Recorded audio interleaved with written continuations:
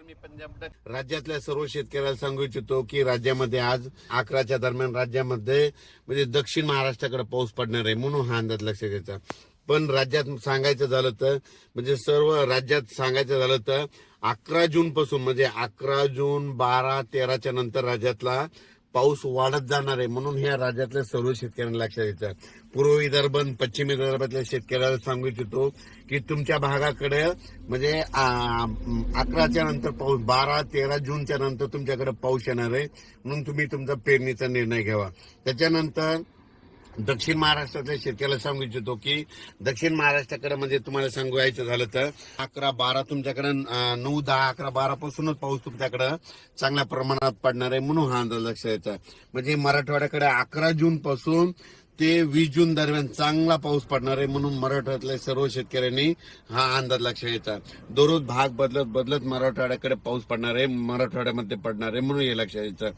पण काय होणार आहे, दररोज वेगवेगळ्या भागात पाऊस पडणार आहे आणि संपूर्ण मराठवाड्याच्या शेतकऱ्याची पेरणी देखील जूनच्या शेवटपर्यंत होऊन जाणार आहे, म्हणून हे अंदाज लक्षात घ्यायचा.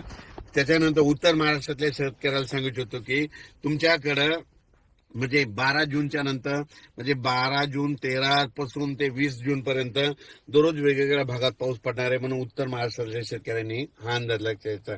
त्याच्यानंतर पश्चिम महाराष्ट्रात तो की 20 जून पर्यंत दररोज वेगवेगळ्या भागात भाग बदलत दररोजच पाऊस पडणार आहे, भाग बदलत राहणार आहे, म्हणून हा अंदाज लक्षात घ्यायचा.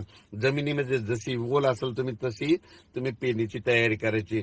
त्याच्यानंतर पूर्व विदर्भातल्या सर्व पूर्व विदर्भ आणि पश्चिम विदर्भाला परत एक सांगतो की त्या शेतकऱ्याचे बरेच फोन येतात, पाऊस येईल का.